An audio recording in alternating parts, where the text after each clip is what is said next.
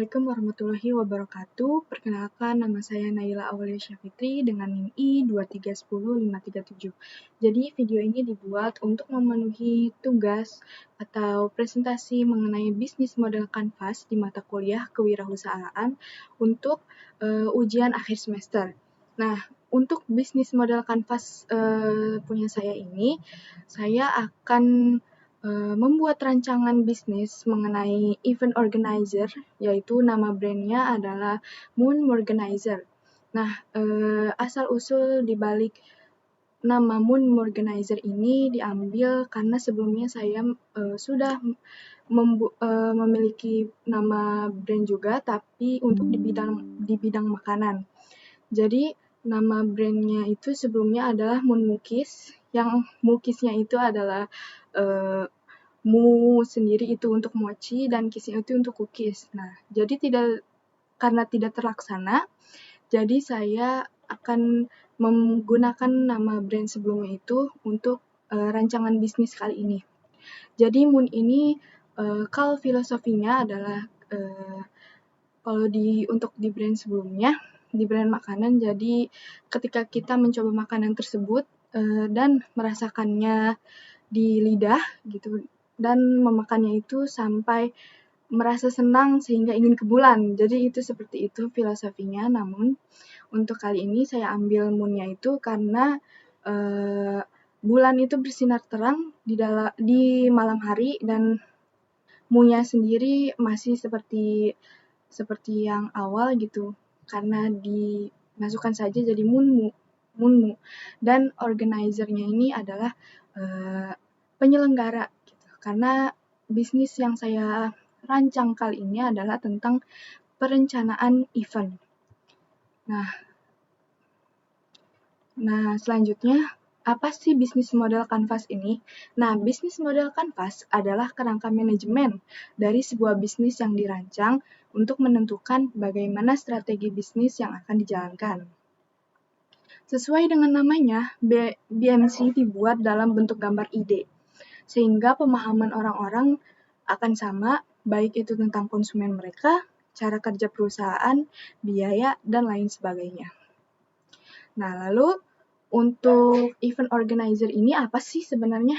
Nah, event organizer atau EO adalah pihak yang bertanggung jawab dalam merencanakan, mengatur, dan melaksanakan berbagai jenis acara atau kegiatan.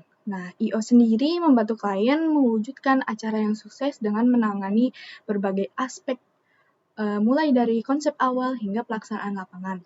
Nah, untuk bisnis yang saya rancang ini, event organizer-nya itu dalam konteks event organizer K-pop. Nah, jadi K-pop event organizer. Jadi untuk bisnis ini saya diposisikan sebagai owner-nya, jadi yang membuat acara ini akan sukses gitu. Acara-acara yang ingin dibuat oleh beberapa fandom untuk seperti fan gathering, terus norebang gitu. Norebang itu seperti karaoke bersama dengan yang lainnya.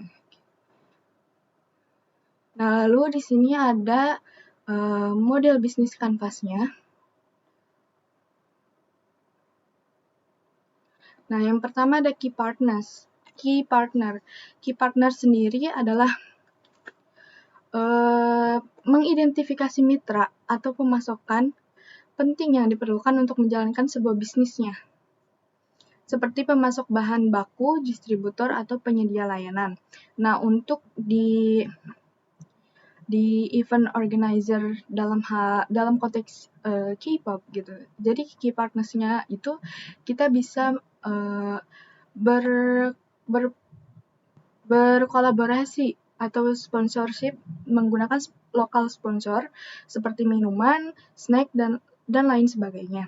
Lalu ada influencer K-pop sendiri. Jadi untuk influencer sendiri orang-orang yang sudah terkenal, kayak jadi orang tersebut mempunyai banyak followers dan bisa untuk diajak kolaborasi sebagai penyelenggara juga gitu.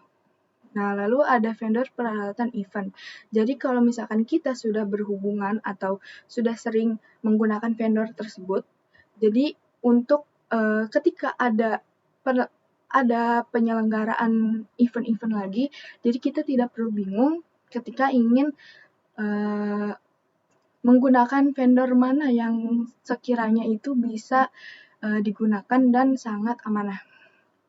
Nah, untuk lokal sponsor, biasanya sepengalaman saya mengikuti event, itu adalah sponsor-sponsor yang sekiranya itu sudah membawa beberapa idol tersebut sebagai brand ambassador. Contohnya itu ada Citato, Indomilk, terus Indomie, pokoknya PT Indofood.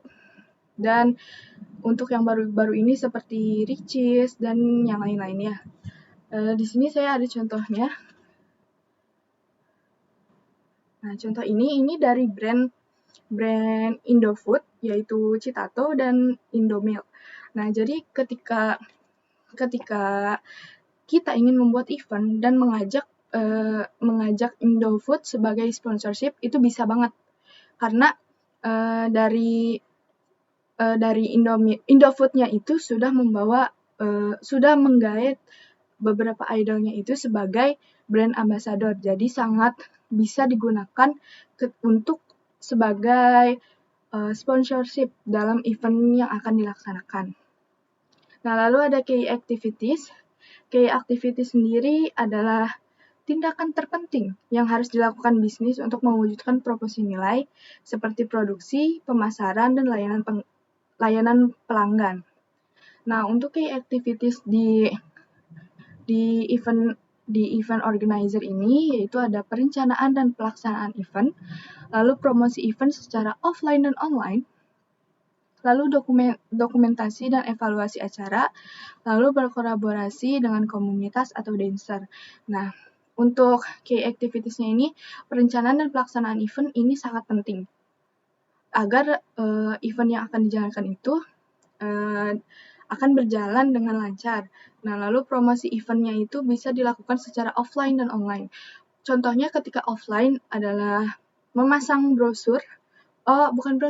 memasang poster di tempat-tempat yang sekiranya terlihat banyak orang dan memberitahu kalau ada event tersebut.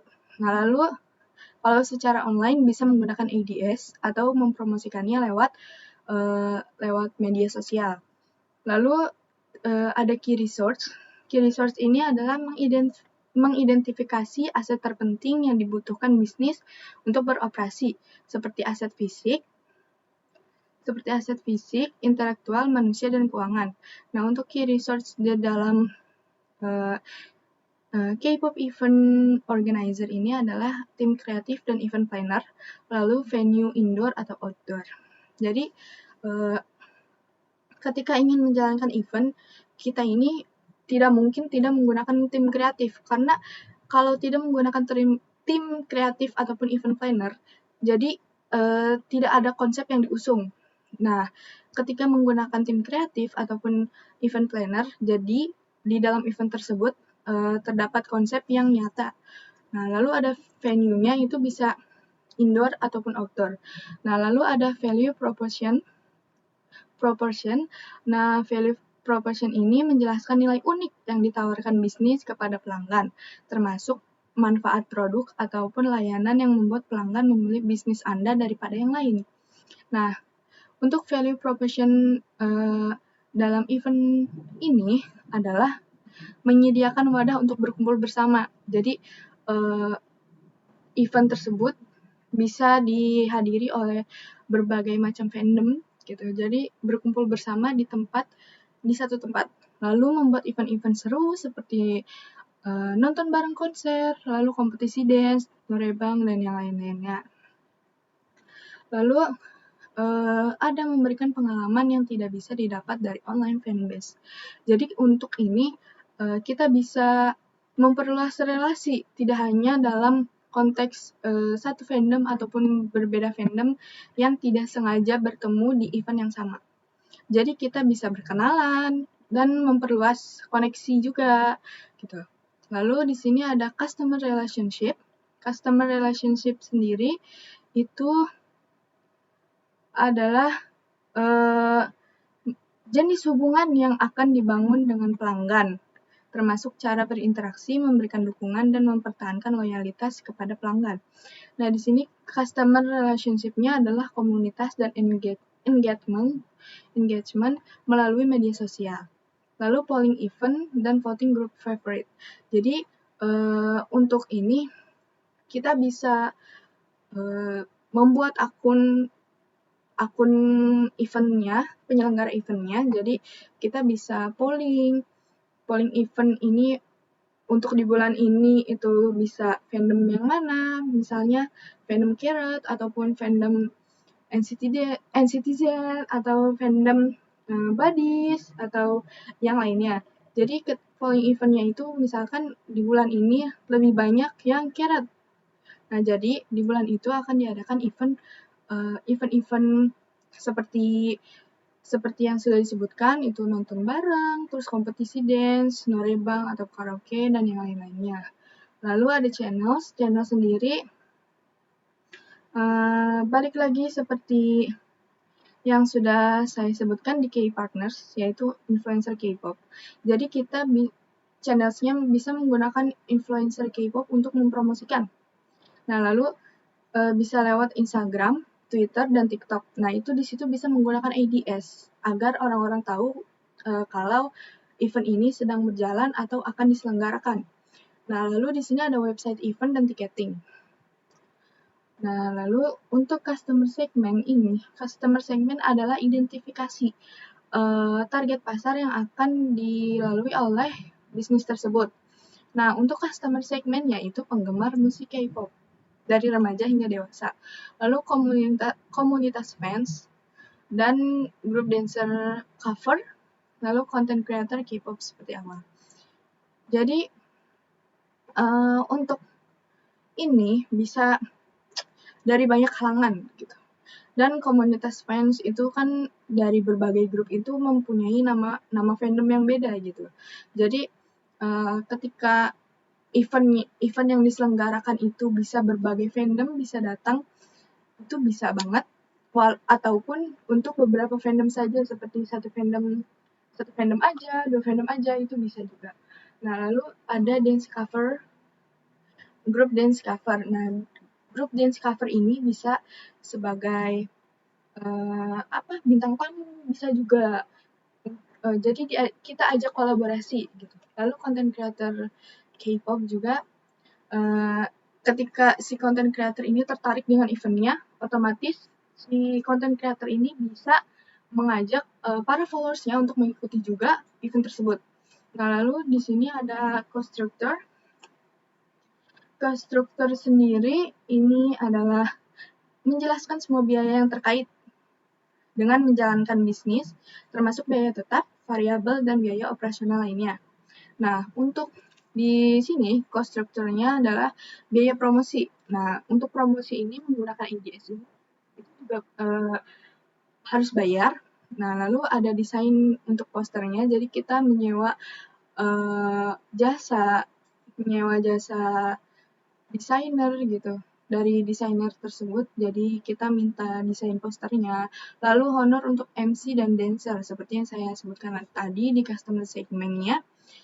Grup dance cover ini bisa dijadikan sebagai bintang tamu. Dan kita juga ketika ingin menggunakan dancer group tersebut sebagai bintang tamu, kita juga harus membayarnya. Seperti honor MC juga, lalu sewa alat untuk sound, lighting, dan proyektor. Lalu konsumsi dan perlengkapan event, dan cetak tiket juga merchandise. Jadi biasanya dalam satu event, misalnya birthday event, itu ketika ada harganya sudah tercantum misalnya 100.000. Nah, harga tersebut sudah dapat seperti freebies-nya gitu. Jadi ada yang kita dapatkan. Jadi tidak hanya mendatangi event tersebut tanpa pulang membawa apa-apa. Biasanya contohnya ini seperti fan made. Nah, terus ada seperti kayak fan photo card, pen photocard. Nah, jadi menggunakan fan art yang sudah kita ajak kolaborasi. Nah, lalu di sini ada revenue stream. Revenue stream sendiri menentukan bagaimana bisnis akan menghasilkan uang dari pelanggan, termasuk sumber pendapatan utama dan metode pembayaran yang digunakan. Nah, untuk di sini revenue streams-nya itu adalah dari penjualan tiket event. Nah, jadi untuk ketika kita menjual tiketnya dan sold out, nah kita pasti sudah menghitung untuk untung dan ruginya gitu, karena biasanya dalam harga yang sudah tertera, misalnya 100.000 itu udah include dengan berbagai macam freebies dan juga minuman dan makanannya biasanya. Nah, jadi kita juga bisa menghitung keuntungan yang masuknya ataupun kerugian yang akan adanya. Lalu sponsor dan brand partnership. Lalu kita juga bisa menggunakan sponsor dan brand partnership sebagai revenue stream. Jadi kita tidak hanya menggunakan uang yang sudah dikeluarkan untuk event tersebut. Jadi kita sebagai penyelenggara menggunakan uang yang sudah dikumpulkan untuk menjalankan event tersebut. Nah, tapi kita juga bisa mengajak berbagai brand untuk menjadi sponsor, seperti di key partner di awal. Bisa menggunakan lokal sponsor seperti brand-brand yang sudah menggait idol-idol K-pop itu sebagai brand ambassador-nya. Nah, lalu ada penjualan booth. Jadi di sana itu kita bisa sebagai penyelenggara bisa untuk menjual booth tersebut, bisa untuk makanan atau merchandise gitu. Jadi kita menyediakan tempat dan seperti halnya UMKM, tapi ini versi yang merchandise dan yang lainnya gitu. Jadi tidak hanya makanan aja. Jadi kita buka booth, nah lalu orang-orang bisa mendaftar dan bisa berjualan di situ. Jadi orang-orang yang sudah bayar untuk membeli booth tersebut, uangnya bisa masuk ke dalam revenue stream atau pendapatan yang ada untuk para penyelenggara. Nah, lalu ada paid collaboration untuk MC, guest dancer, dan yang lain-lainnya. Nah, kesimpulannya, dari bisnis K-pop event organizer ini memiliki potensi besar di pasar karena tingginya antusiasme penggemar, khususnya di kalangan anak muda. Lalu dengan model bisnis yang fokus pada komunitas, kemitraan dengan sponsor, dan pengalaman acara yang menarik, bisnis ini bisa berkembang secara berkelanjutan. Mungkin hanya itu saja yang bisa saya jelaskan, jabarkan. Kurang lebihnya mohon maaf. Terima kasih. Wassalamualaikum warahmatullahi wabarakatuh.